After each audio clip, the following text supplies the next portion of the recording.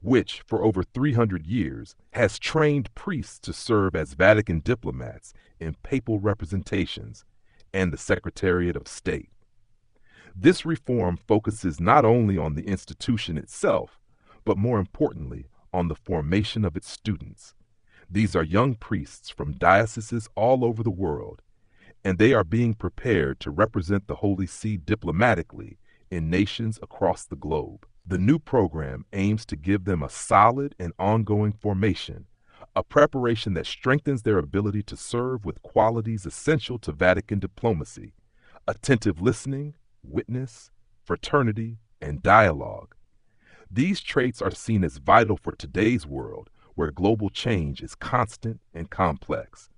The Pope's vision is to help future nuncios, the Pope's ambassadors, live out their priesthood in a deeper way, bringing the presence and closeness of the Pope to the peoples and churches they are sent to. A statement from the Holy See explains, "The goal is to give these young priests a complete and suitable preparation for the diplomatic mission entrusted to them by the Holy See.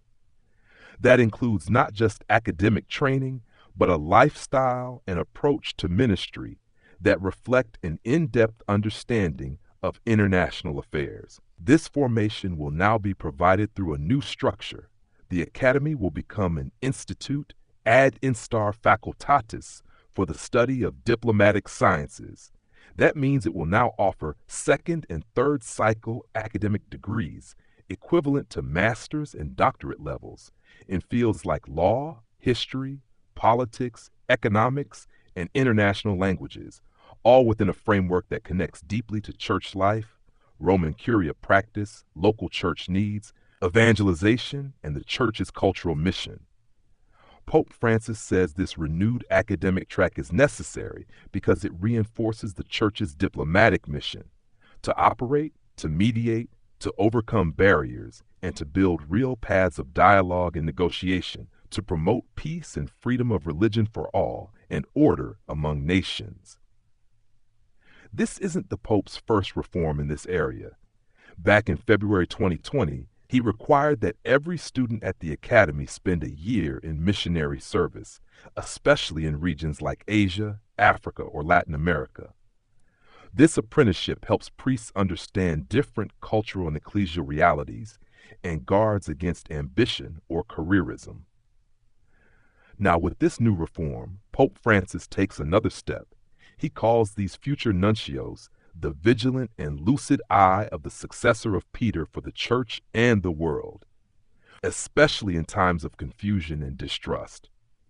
Papal diplomats, the Pope emphasizes, must reflect their priestly character, human maturity, and professional competence. They represent the Pope before civil governments, exercising a unique form of diplomacy rooted in the Petrine office and protected under international law. This mission today, the Pope notes, extends beyond countries with a long-standing Catholic presence. It also reaches newer or growing communities and global forums, where the Holy See is actively involved in moral and ethical discussions, shaping the future of humanity.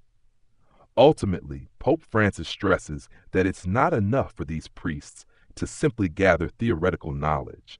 They must cultivate a way of life and ministry that makes them true shepherds and respected representatives, attuned to the complexities of the modern world and committed to serving a church that walks together as in a synodal journey. Let me know if you'd like an audio recording, a summary, or a bilingual version of this text.